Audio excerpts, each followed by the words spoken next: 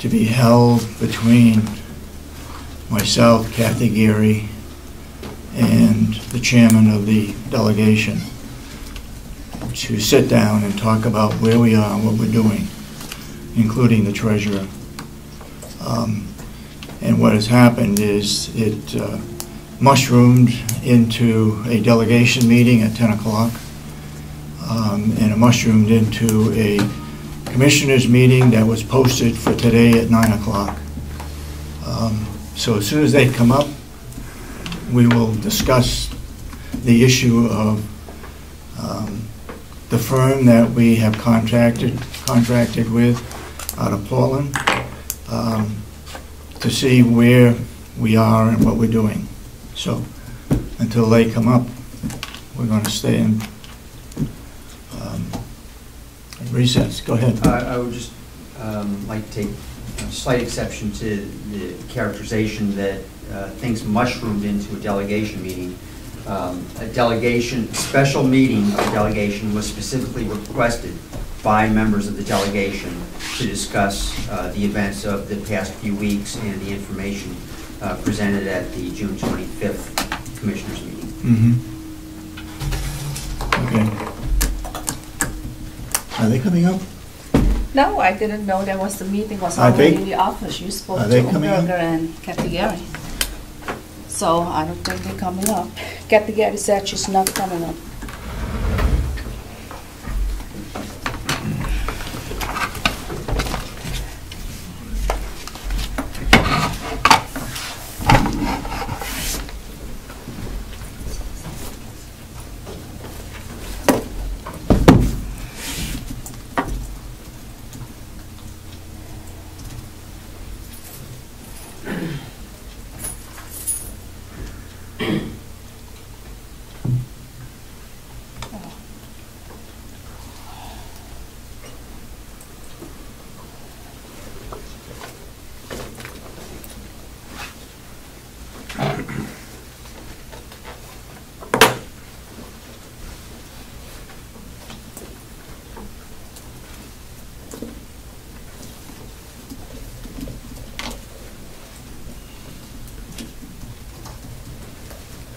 That's my recommendation.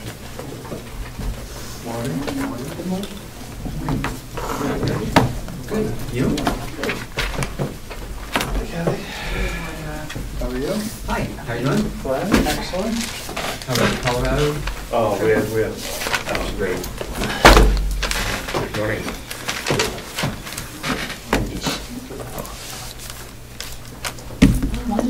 Commissioners we have in there while I was waiting for it to brew. You can just take it right We wanted to out. get some of this straightened out before the full delegation meeting. Yeah, but now they say she's I know. not going to do it. Yeah. So we have to wait now till the 10 o'clock. Because if you were going to straighten it out, we did it downstairs already. So why don't we start 10? Well, we have a commissioners meeting. It's supposed to be starting at 9 o'clock. And the chairman of the delegation had called me and wanted to try to find out where we are regarding the auditing firm out of Portland and what our records show. She had some questions that she wanted to ask, and I guess I would refer it back to her as to the issues that she might have. My purpose of the meeting was to, as I told you on the phone, was simply to talk to you and Kathy, to get a feel, and you had invited the treasurer, to get a feel for where we were. I was not aware that a meeting had been posted. I'm not prepared to, at this point, to meet in a posted meeting. And I guess that as a result, we'll just have to wait until 10 o'clock. Okay.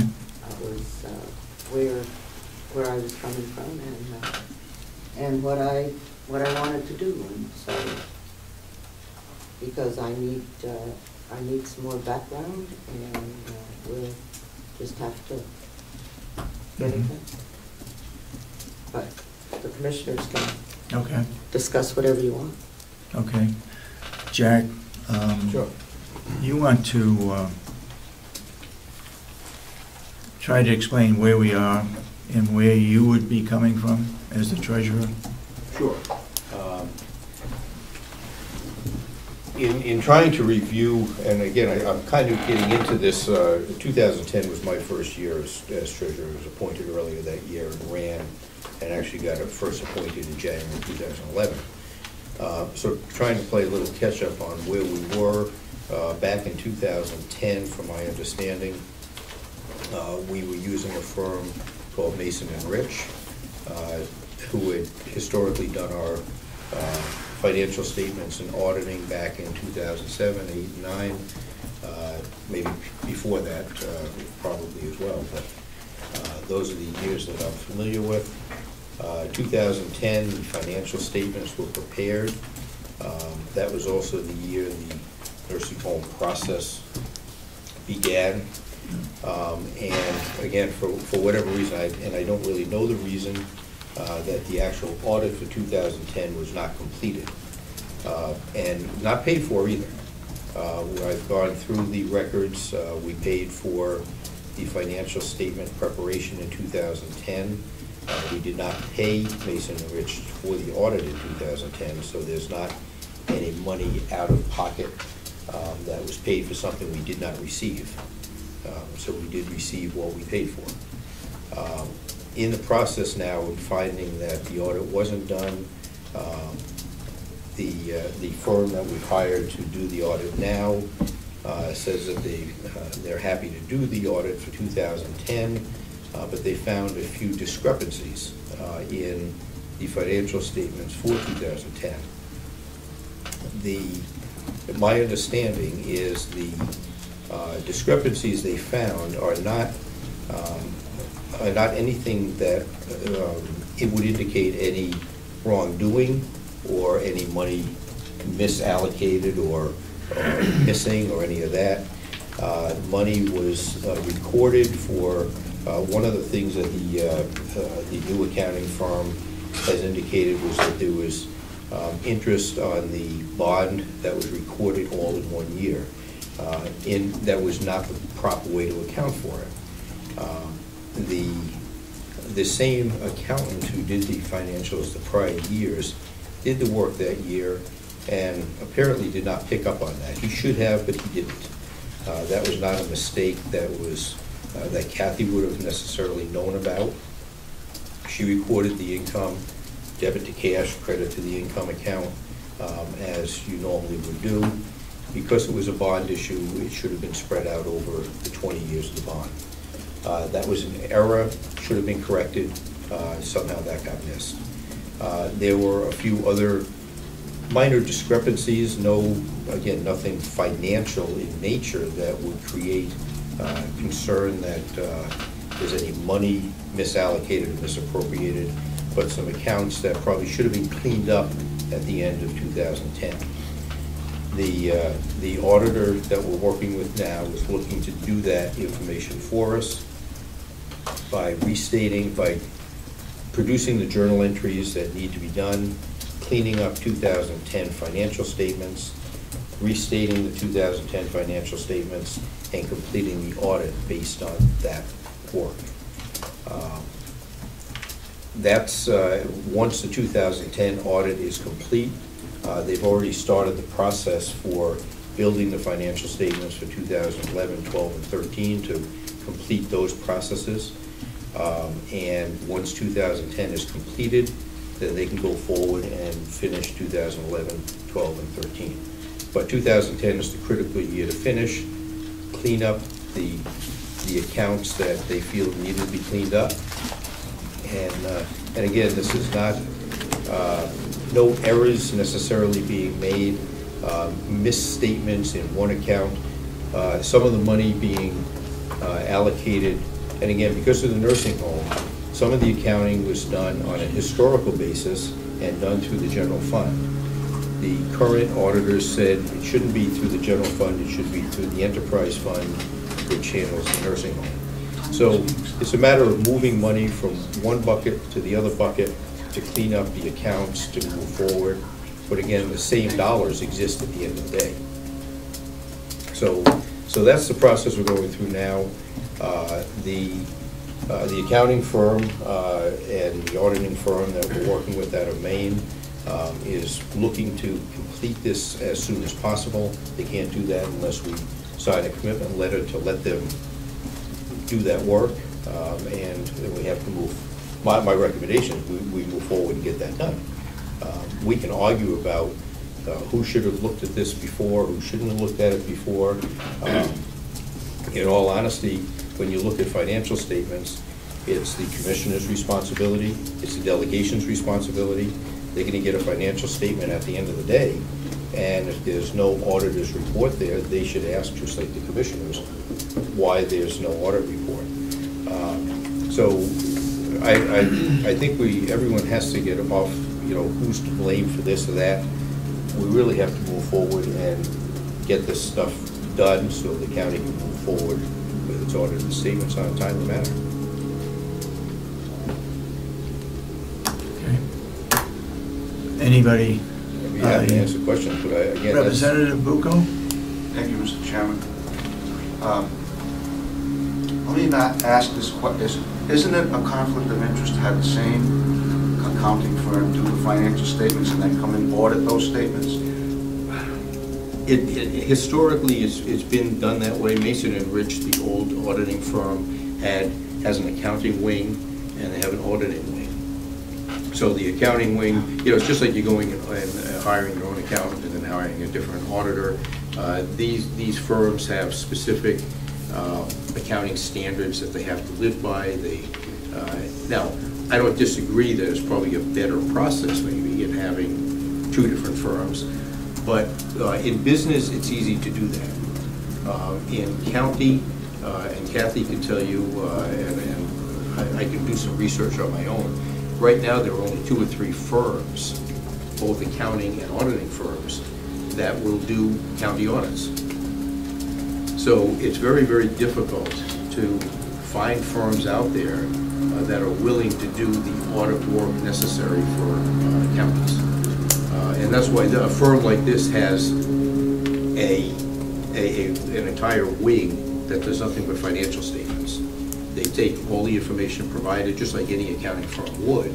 They produce those financial reports, and then the audit firm, the audit wing of that company, comes in and says, okay, let's check your work, just like you would any other accounting firm. So I don't necessarily think it's a conflict of interest. In fact, you might get a better product because the accounting part of that company knows what the auditing firm is looking for when they do the audit. So there's sort of a commingling of ideas. That could be negative as well, but I don't really see a huge conflict of interest based on the type of firms that they are and how many of them are out there now. There aren't very many. There's only 2 or 3 in the entire, in fact, this firm is out of Portland, Maine because we couldn't find one in New Hampshire to do the work. Follow up? Yeah, I think what we'll do is we'll open it up to the public input, but we'll keep it on this subject, on the financials and on auditing, if possible. Go ahead, Representative. Thank you, Mr. Chairman. So the firm that you're talking about, was designating, is large enough to have 2 wings to be able to do both functions? Correct. Yeah. Correct. And the prior firm that we use is no longer doing it. They've stepped out, so they're no longer doing county work.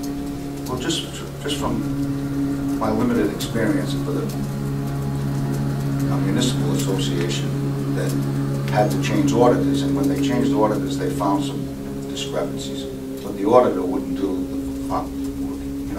a different firm had to be hired to do the pre-audit to correct the financial statements before the auditor would overlook that. Sure. So that's why I'm asking that. And I think if the firm wasn't as big, if you were talking about one accountant in one office and an auditor in another office, you might have that kind of. This is a fairly large company. It's also different in the business world. You know, I've been dealing in accounting and audits and all for 40 years. And in the business world, you basically, as a business, provide your financial, a copy of what you think is your financial statements to your auditor. They're not only an accountant, they audit, they do all the pieces, and they write they write all the notes to the financial statements. They do all of that work for you. Where in the county, the person doing the financial statements is producing the notes on the financial statements, the footnotes that will go to the financial statements, and then the auditor is coming in and looking at that and reading those footnotes to justify why those particular adjustments are being made. So it's a much more complicated process than a simple business transaction, unfortunately. It is much more difficult. And then throw in on top of that, you've got the jail, you've got the nursing home, you've got the other accounting functions that are done differently. To find a firm that's willing to do all those pieces, they're very difficult today. Go ahead. Follow up one more. Apparently the 2009 was audited and missed this. How does that happen? Well, I think I haven't gone back through. They didn't miss the interest part, Right. because that wasn't part Prepaid of insurance. the prepaid insurance part. They probably should have picked up on that and made some adjustments. They decided the accounting at that time was appropriate. Now, that was their judgment, and they produced an audited statement saying that, you know, they find the records of the county to be okay. Mr. Bolio, who's now looking at the 2010 numbers, says, I don't understand where those numbers came from. However, you have an audited 2009 financial. We can't go backwards now. That's an audited, closed books. How do we go forward? Now, should they have picked up on it? Maybe they should, maybe they shouldn't. But he's looking at the 2010 numbers and saying, I don't think they're appropriate. This is why I don't think they're appropriate. Let's fix them and move forward. So at some point in time, you have to pick a time on the calendar and say, okay, let's fix it. Maybe it was wrong in 2009. Maybe it was wrong all the way back to 2007. Who knows? But 2010 is still open. Let's fix it. Let's close it. Let's move forward. And I'm sorry, can I have one more Go follow-up? ahead, sure. Since it's 2014, how is it that we're only just now doing 2010? well, and again, I was new then in 2010 as far as treasurer. I just got elected in that year, so I don't know the process in the fight. Well, let me say this: the process in business again is different. When we close a business year out on December 31st, we have to file our tax returns on March 15th, okay, or April 15th, depending on the kind of business. The county doesn't do that. They do have to file their state returns or their state information, but historically, we close our books on the 31st of December. We really don't close the books until March, and sometimes as you go through with bills coming in and pays and all that stuff. And then your audited statements don't arrive, and I've looked at historically, the audited statements don't arrive until December of the following year. Right. So it's a whole year out of sync. Now, I think, again, I'm not sure what happened in 2010, other than the fact that the nursing home was starting up. You've got a two-person office that is running a $24 million operation, and in addition to that, the same two people now are responsible to track and do all the work in the financing of a $20 million nursing home. Two people. So again, you can say, well, that shouldn't have happened. It should happen. You should do. Whatever should have happened.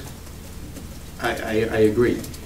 In all honesty, the amount of work that two people can do in the office downstairs, to me, is phenomenal. And then to throw on a $20 million nursing home and say, account for it properly, do all the work properly, and by the way, do everything else and make sure nothing slips through the cracks, I think is not an appropriate position to take. That's just my opinion. Thank you. I understand what you're saying about the office, but, man, I'm sorry, one more. Sure, good. The idea of having an independent auditor come in once a year and do an audit should be, it seems to me it should be just black and white steps, accounting steps that are followed regardless of what happens in the office. Except that the office has to provide all that information to that person. And they provided all the information from a financial standpoint, from a trial balance standpoint, to produce the financial records. Okay, in other words, the 2010 financials were produced, so that part didn't fall through the cracks. After the fact, toward the end of the year, or in the middle of the year, when, and in all honesty, I was coming in, the prior treasurer was going out, the nursing home was coming, the process was starting. Again, I can't talk for the office on how that auditing process kind of fell through the cracks. But again, we paid for the financial statements up to that point, but we didn't pay for the audit. So it's not like they showed up and we paid them for something they didn't do. But again, I wasn't in the office then, so I really can't answer how that fell through the cracks at that point in time. Thank you, Mr. Chairman. Okay. Anybody else? Yes, go ahead. Just a few things if I could. I would respectfully disagree slightly with the treasurer in that I don't think it's just a matter of moving forward. I think we have to look back and see what went on and what didn't go on that should have gone on. And there are clearly things that should have gone on that did not take place. We have to look at that and find out why. In terms of the company that was hired to do the auditing, there were two companies that bid on your RFP according to the minutes. Mm-hmm. And three. Three? Okay. Yeah. Well, the minutes say two. And the company out of Portland, Comeau and Company, was selected by the commissioners according to the minutes because they were cheaper. The lowest, yes. And they were hired according to the minutes to do 2011, 2012 audits. One question I've had and really don't have a clear answer to is, what work are they now contracted for, or at least in the process of being contracted for, to do for the county? It's clear 2011, 2012 audits, but they're now doing financial statements for what years and audits for what years? 11 and 12 and 13. You said what we're contemplating is 11, 12, and 13. But in order to do 11, they found out that 10 wasn't correct. Right. Now they want us to sign a contract to do 10. That's where we stand. We haven't signed that contract. So they're doing the work, they're doing auditing for 2010, but they don't have a contract to do that work yet. Is that what you're saying? No? No, they haven't Okay. started yet. Go ahead. No, they haven't started yet, Representative. Waiting to get the financial statements. Okay, so the that- engagement letter for the. So they're doing financial statements for what years, and they're doing audits for what years? That's my question. They're doing Can I fine. answer that? Go ahead. Okay, the financial statements are for 12 and 13. They're doing financial statements for 2012 and 2013. Yes. What about 11 we get from John Lyford. And because they were chasing him since last year, they are doing now the 12 themselves. Okay, so we have in hand that we will provide to Comeau and Company. We have financial statements for 2010 and 11. They're not doing anything related to financial statements for 2010 and 11. Is that correct? No, that's not correct. That's not correct. That's my basic question. I've been trying to get an answer. What years are they doing financial statements for? What years are they doing audits for? It's simple. Calm down, Representative. Well, I've been trying. You asked Commissioner Kenney, she was incorrect.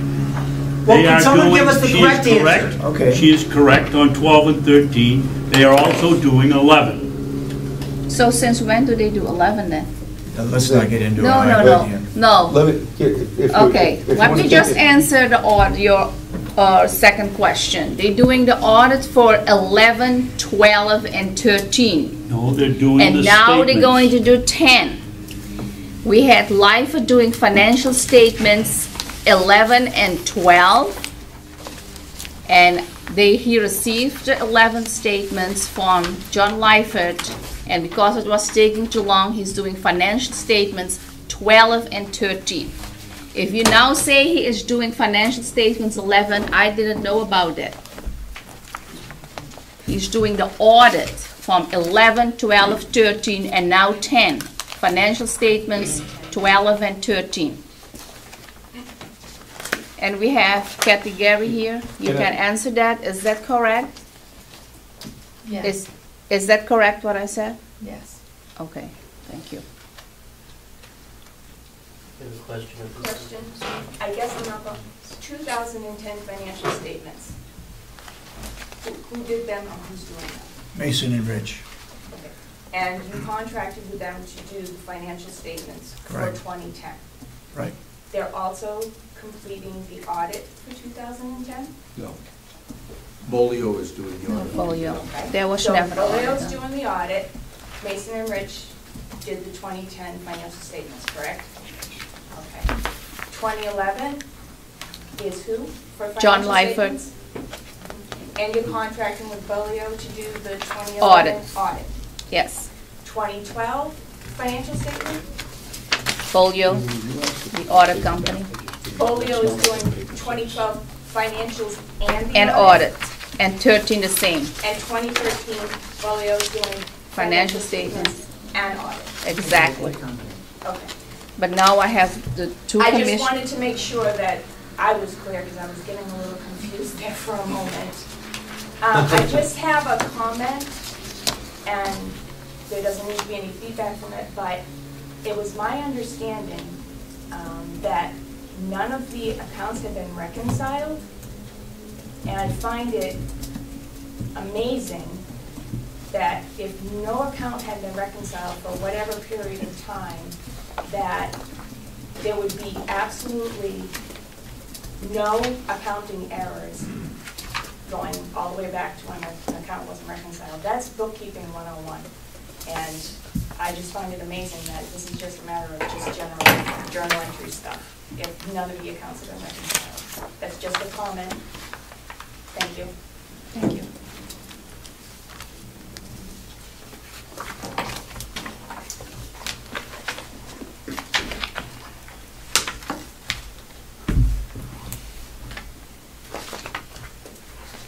So now my question is, Kathy, did Mason and Rich agree? Are they going to do the corrections for the 2010? Kathy has contacted Mason and Rich. The woman that she called is on vacation, will be back tomorrow. My understanding is that they would do the correct the financials. I can't You're not say sure for yet? Till I speak with her, Okay. But we paid them to do it. to do what they prepared. Okay.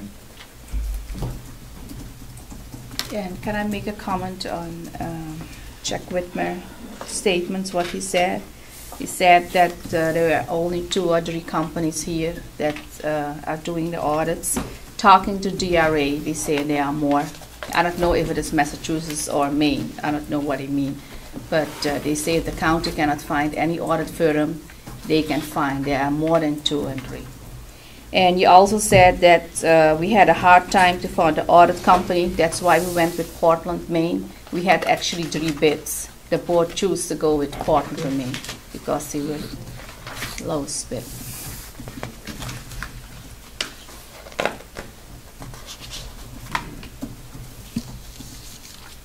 Yes, Damon? Is it clear that the Mason and Rich financial statements are wrong?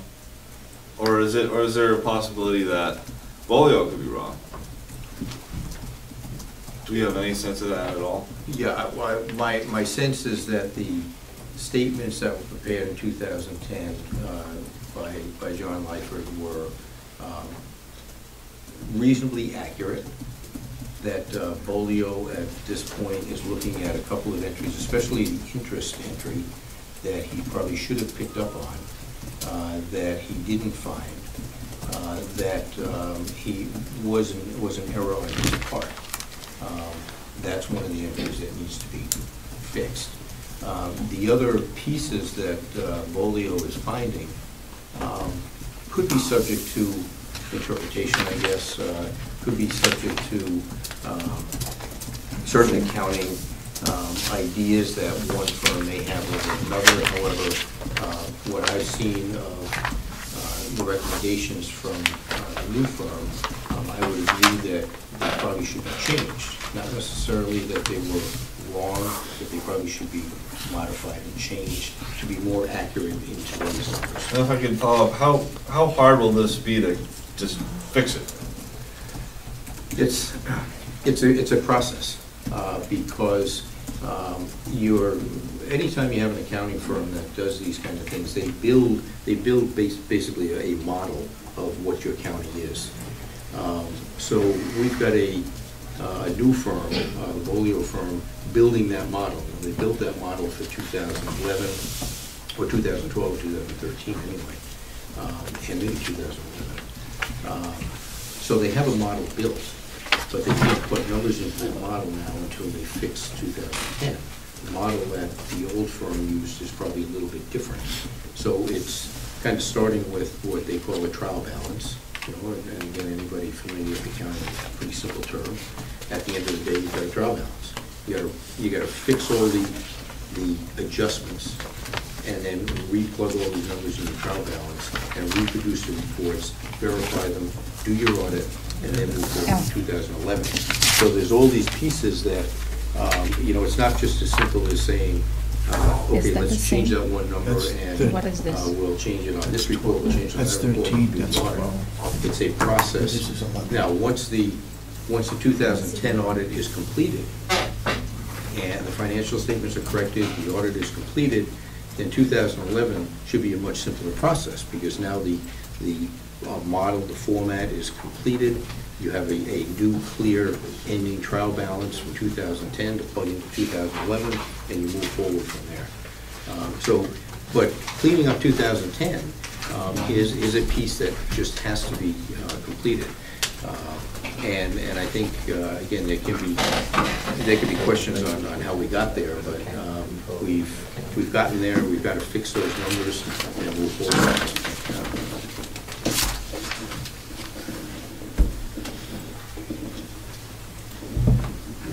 The 11 said audit, Yeah. so no financial statement.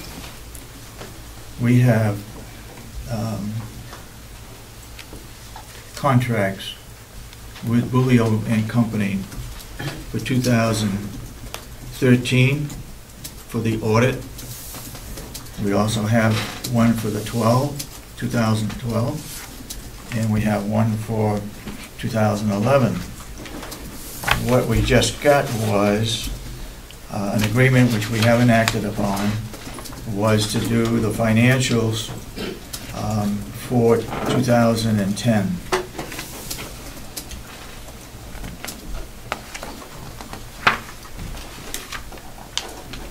And I'd say, David, it's probably redoing and restating the financials for 2010 as previously provided. I have a comment. I'm a little bit confused. What did you say? And the audit for 2010. They were going to do only the audit from 2010 because Mason and Rich was going to do Right. the corrections. Yep. And Mason and Rich. So what did you say? What's that? That's the agreement that you have on the table now is for them to redo the financial statements, which is still the question whether Mason and Rich would do those. We would. Yeah. Yep. David? It seems pretty clear to me that what you'd do, or what I'd do in this situation, is just have Bolio do the audits and then just send the bill to Mason and Rich. I mean, how about that? Well, Bolio will not do the 2010 audit without corrected financial statements. Right. And that's the question whether, because this gal was away, whether Mason and Rich is willing to go back and restate, based on Bolio's adjustments, restating and reproducing the financial statements. Once those financial statements are reproduced, and Bolio has already said that he will complete the 2010 audit. So there's no question that he'll finish the 2010 audit once those statements are redone. The question is whether Mason and Rich is capable at this point, because again, they're not doing the audits anymore. They've changed their operation. Whether they're able to restate and redo these financial statements. Hopefully they will. That's the simplest scenario, to have them redo the financial statements, produce those for Bolio's review, and then Bolio has already said they can move forward and finish 2010. Yes. Excuse me, how long has Mason and Rich been doing the financial statements? Long time. So apparently it's already been established that there are mistakes from 2009 from Mason and Rich. 2010. No, the audit of 2009, apparently there's the same mistakes in the audit done by Mason and Rich from 2009 that are currently here today. So it may be a good idea that we don't want Mason and Rich to go back and adjust the 2010 financial statements at this point, because these mistakes have occurred year after year after year. Maybe it is better to have a new firm redo the financial statements of 2010. The engagement letter from Bolio to do the financials 2010 is up to $15,000. But we're still for them to do that versus go back to Mason and Rich. And if I can, you have a good point to an extent. Okay. However, the adjustments that Bolio is looking to do, all right, whether he does them or Mason or Rich does them, the end product is still going to be the same end product. So if we can get Mason and Rich to basically open up the books, okay, make the adjustments that Bolio would make anyway on their own, and give Bolio the end result that they're looking for, then it doesn't matter what happened in 2008, 9, 7 or 8 and 9 at this point in time. I understand what you said, but at this point, the adjustments that Mr. Bolio is looking to make are the same ones that he's going to make, whether he does the statements, or the same ones that he's asking Mason and Rich to make. So they've already got the format, they've already got the template, they've already got all the pieces in there. So the end result that they hit the button and print out is going to be the same as what Bolio would produce. So rather than spend that extra money if we don't have to close the books on Mason and Rich once those new statements are produced. That's my recommendation. I want to add something. And you know, there may have been some inaccuracies in priors, but those are closed years. The audit's done, they're closed, they're finished. Bolio is saying, do these numbers, make these adjustments that I think are necessary. The end result's going to be the same as if I did them myself, and then I will do the audit and finish it. Going forward, we don't have to include Mason and Rich in the conversation. Can I? All right, one more follow-up, and then we're going to close our meeting and go into the delegation meeting. Go ahead, Mr. Brown. Can you state, Mr. Whitman, that different accounting firms use different models? Well, what I'm saying, when I say models, it's the end result has to be the same. The bottom line has to be the same. How you get there, what your report looks like, and how it's presented, and all that might be somewhat different. But the end result has to be the same. So when Mr. Bolio says, I want you to make these 8 adjustments or 10 adjustments, whatever they are, whether he takes and plugs the numbers into his model to produce the statement to make it look the way he wants to, or Mason and Rich produces it to make it look the way they want it to look, the numbers at the bottom are the same. So there's no guarantee that Mason and Rich will go back and make those corrections at no charge. Well, that's what that's the conversation we're having now. That's what Kathy's talking to the Mason and Rich about. They were paid up to a point for producing the financial statements. If they have to make some adjustments, maybe there's a slight fee, maybe there isn't. But it's not gonna be, I don't think, the fee that we're gonna have to pay Bolio to do that work. So if we can get the existing firm to make some journal entries, to produce new hard copy financial statements, at the end of the day, Bolio can take those financial statements that would have the same numbers that they have and say, okay, now I can finish the audit. And then to Commissioner Sorensen's point about the $15,000 fee from Bolio, once again, we don't know if Mason and Rich is going to go back and do that at no charge, but compared to $900,000 in discrepancies, and we don't know that. Well, that was reported by Mr. Bolio, and the $2.6 million in discrepancies in the general fund balance.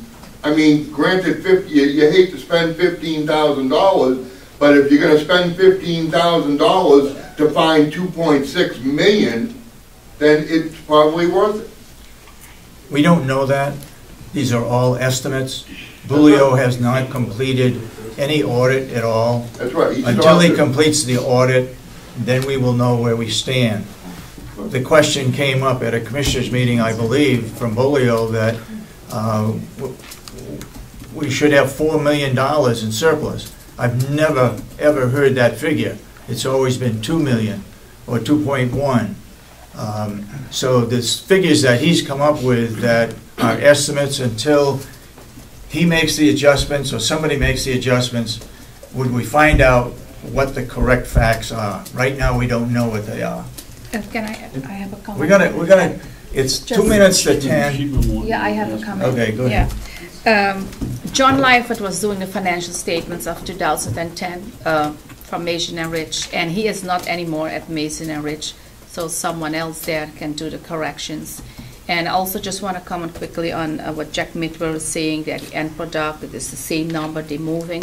I think if you have overestimated revenues and you send that to DRA, based on that number, they're going to set a tax rate. Okay, I'm going to close this meeting of the commissioners, and at 10 o'clock, the delegation is going to hold their meeting. Okay?